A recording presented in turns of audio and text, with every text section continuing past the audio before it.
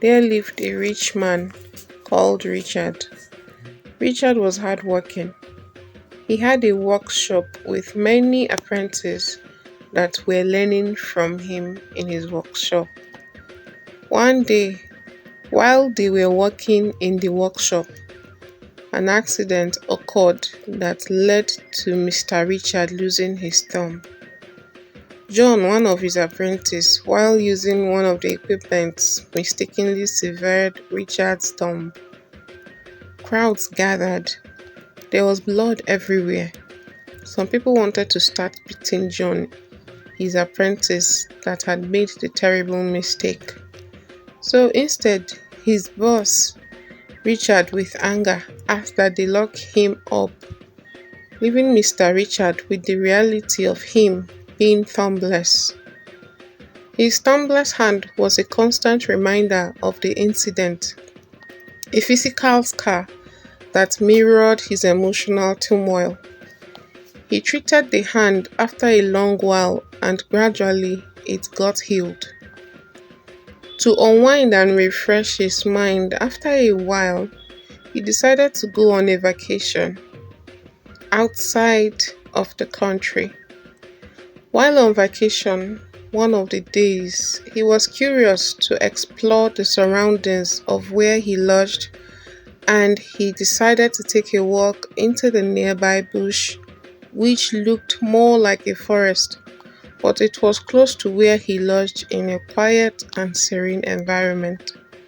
As Richard walked into that part, a little deep into the forest, he felt he heard a noise and paused but didn't see or hear anyone. He continued his walk. Few more steps into the forest, some strange-looking people appeared from nowhere.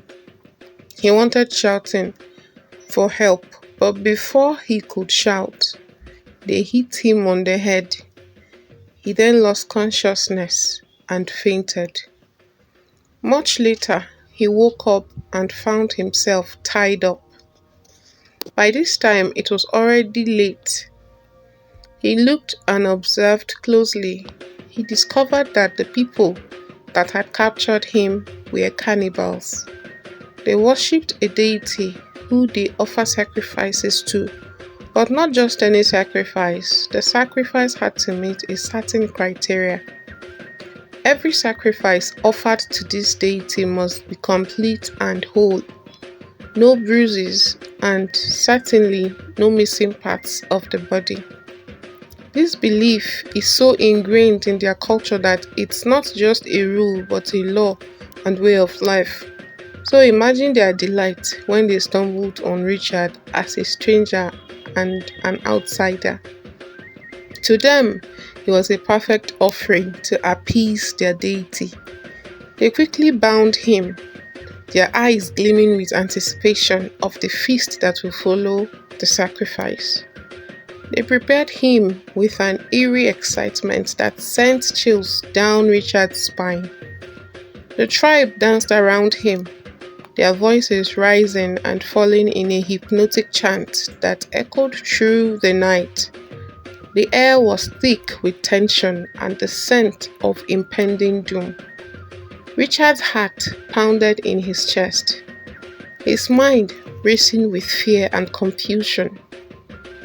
Amidst the chaos, a particular detail about Richard caught the tribe's attention. They noticed something odd. Richard's thumb was missing, a detail that somehow escaped their initial inspection.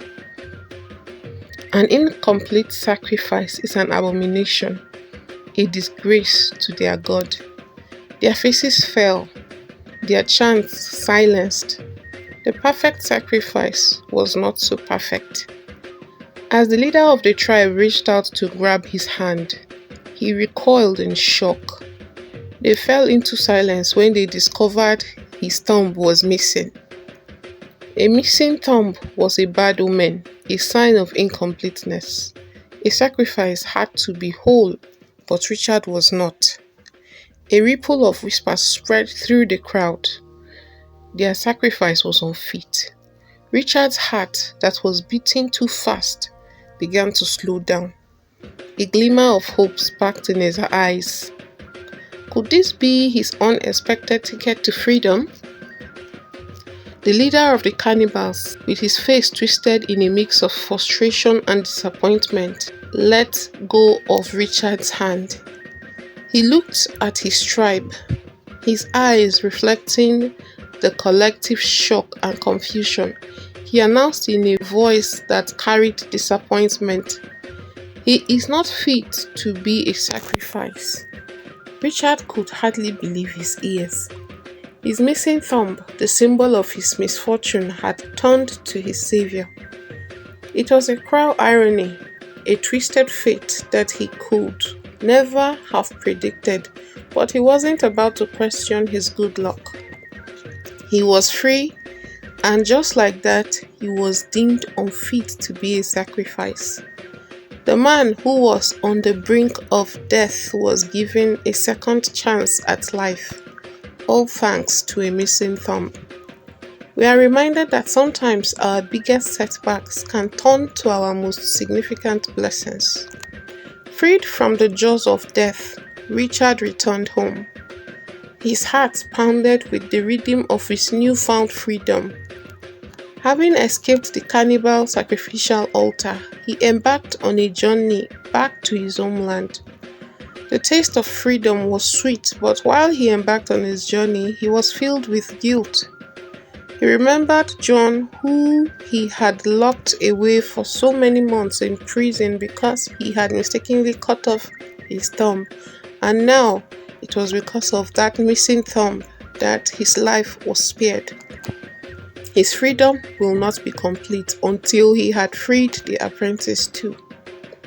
As soon as Richard got home, the first thing he did was to run to the prison where he had kept him all the while. As he approached the prison, he was filled with emotions. John had unknowingly played a significant role in his survival.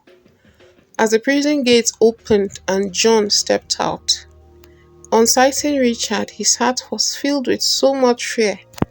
Richard calmed him down and shared the tale of what happened to him and his incredible escape, and how John's mistake was his saving grace. He was grateful to John and apologized instead. They celebrated their reunion. Through this journey, Richard learned a vital lesson about perspective and the unpredictable nature of life. He discovered that sometimes the things we perceive as misfortune can be a blessing in disguise, saving us from dangers we could never foresee. Support our channel by subscribing, liking, commenting, and sharing. See you in our next story. Do have a great day. Bye for now.